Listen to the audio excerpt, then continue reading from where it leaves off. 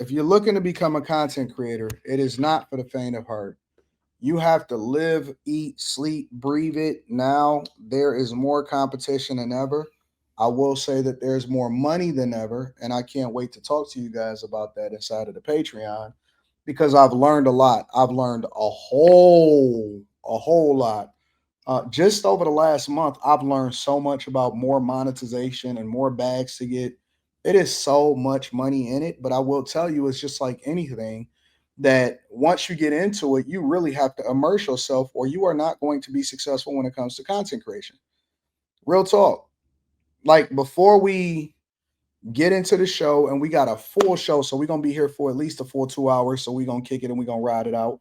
But I will tell you that you got to eat, sleep, breathe this. If you think that you're just gonna do it part time, I've seen some people, I've seen some women crying on TikTok, right?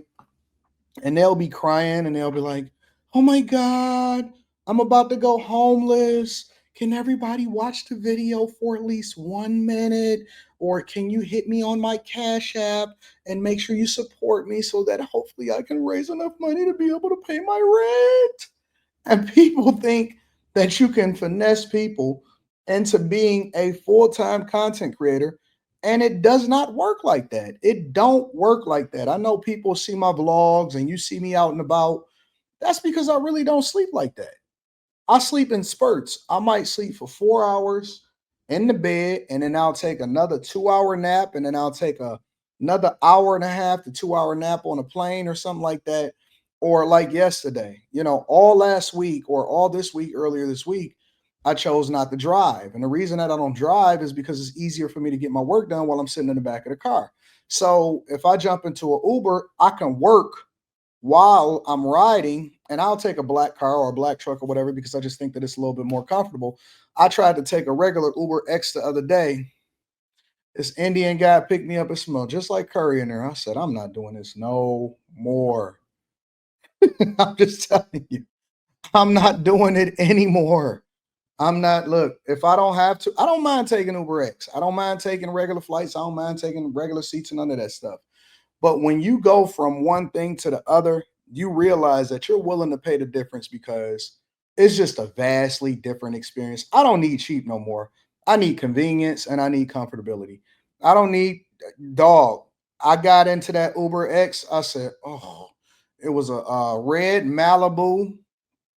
I forgot what the names of it. LS, whatever. It was a red Malibu. He had high ratings, and then I got in and I just said, Jesus Christ, it's so much curry. I gave him a 5-star rating because I ain't trying to mess up nobody's bags. But my point is just that um going back to the original point, being a content creator is not for the faint. It's not for the weak. It's not for the people that think that they could just get into it or they see everybody else on easy street. I was talking to a guy that was a TSA agent, and I go through, a DTW on a regular basis, and so I know a lot of the TSA agents, and they follow me and stuff. And people will see me, or they'll notice me in the back of the car when I take a black truck, or they'll notice me in TSA, or we'll start kicking it for a little bit until they finish scanning and stuff. And then they always ask me usually the same question, and the question is, "Hey man," well, the first question will usually be, which is a valid question, and I don't mind people sending me their stuff. They'll say, "Hey man, how can I get on the panel?" And I said, "Well, just email me and I'll come and check out your stuff. Let me go on, because I'm gonna go check out your social media. I want to see what you've been posting. I want to see what your content is like." I am not, look, I am past randoms. I'm past randoms coming on my panels. It's only a certain amount of spots, and I'm looking for organic people. I'm looking for dope people. I'm gonna be honest with you. I'm not looking for anything. I got everything that I need. All of my panels, all of the people that I rock with, they are 100% straight. We good. If I just so happen to spot somebody that I think will make sense to where hey, let me go ahead and see what I want to hear what they got to say or something like that. You got to be hitting.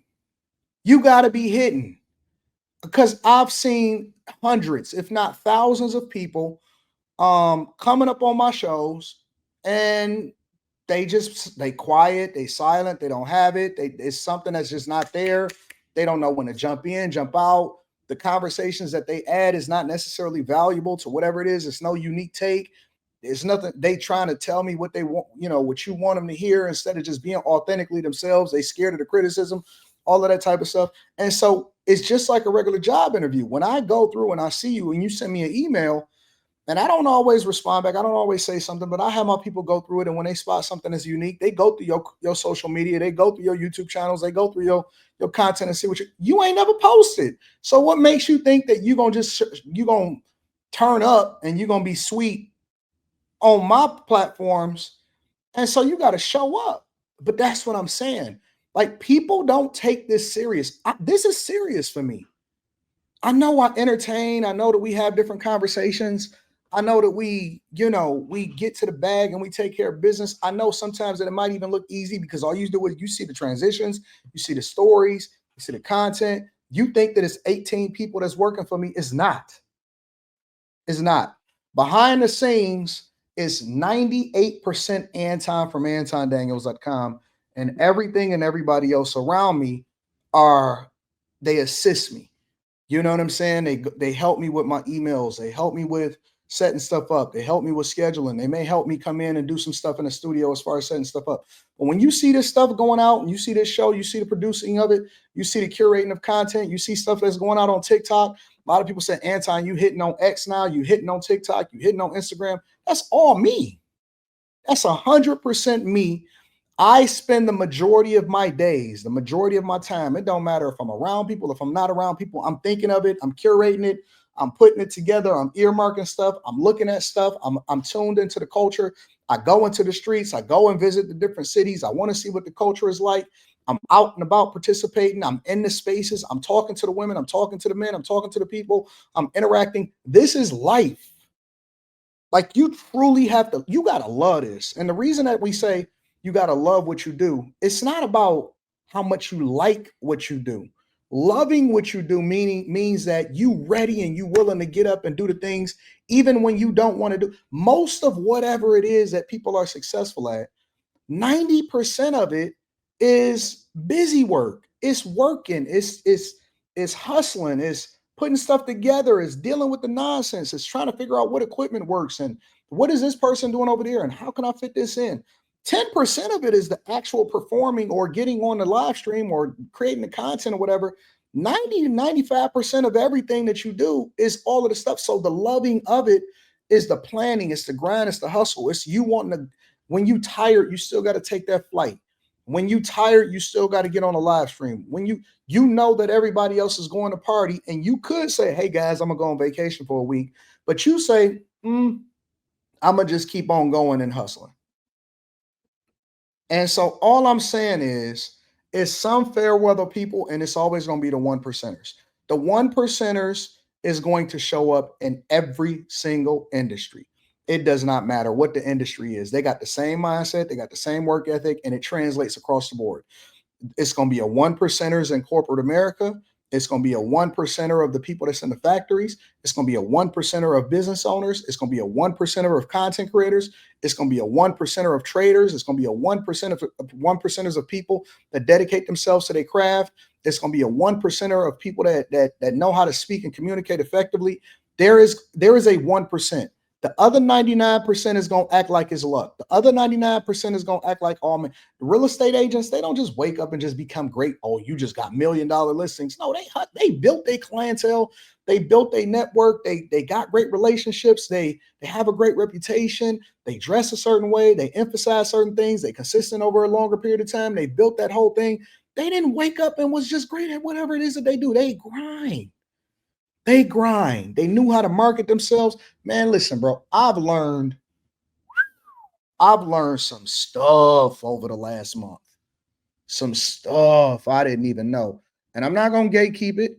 I'm gonna give it to my bag chasers. I'm gonna give it to my Patreon members, and they gonna be successful as a result of it. Have y'all noticed it's like some people that may be talented and then they live stream for a while and then they hit a ceiling and they never get any better. They never change their background. They never know how to communicate any differently. They the same person today as they was in 2005 or 2015 or whatever. Mika in the chat right now. Just sent that like, man, let me tell you something. Mika be tired. You know why I don't have Mika on the show on Tuesdays on after hours? It's because Mika be hustling. Mika be up at three. I'm gonna tell the truth because a lot of y'all don't see it. All y'all see is the Coke bottle shape, and you see her on her live stream. She crossed over 10,000 subscribers organically. She didn't buy it. She didn't finesse. She just grind. She just hustle. She take my advice. She say, Anton, what do you think about this? She least listens. She continues to build her own brand. She hustles. She grind. Do you know that Mika be up at 3, 4 o'clock in the morning working out every single day? Because she understands that people are going to look at her. And one of the reasons why they're going to how they're going to judge her is what she looks like. Mika is up. I'm telling you, I'm telling you, bro. She is up every day at 3, 4 o'clock in the morning in the gym before she even start to work. Then she get to grind, and then she get to creating content, and she be hustling. Then she tell me, Anton, I'm gonna come on. No, I have to sit her down. Honest to God, I have to sit her down. I said, no, Mika, I'm not gonna let you come on Tuesdays.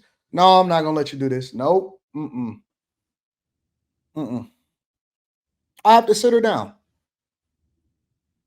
She's consistent. She grinds. She hustles. She go get that shit. She don't make no. She don't play no games.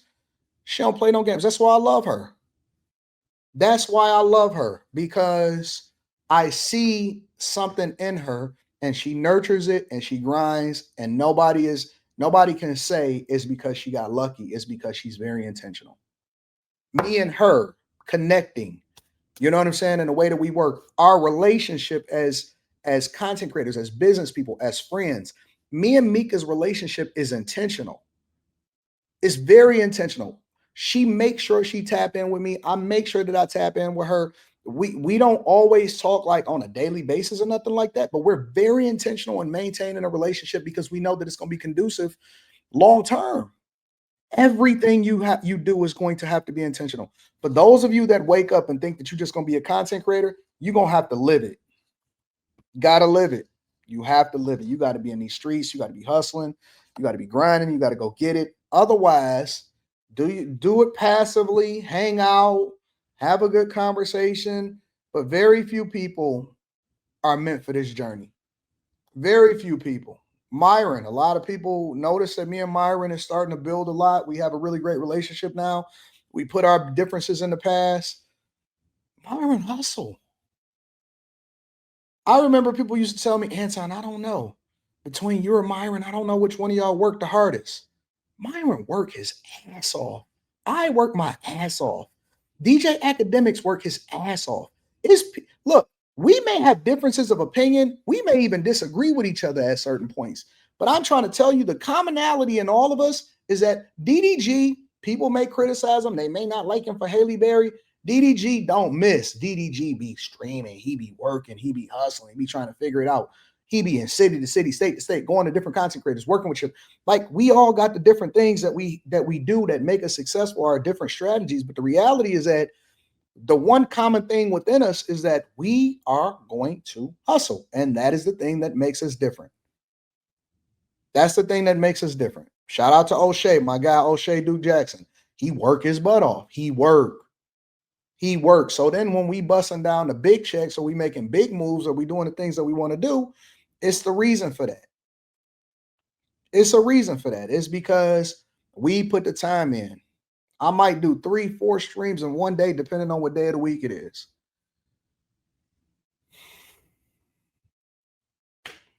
That's the life. And if this is not the life that you want to live, then you need to get out of it because it's not for you. It's not for everybody. It's not for everybody.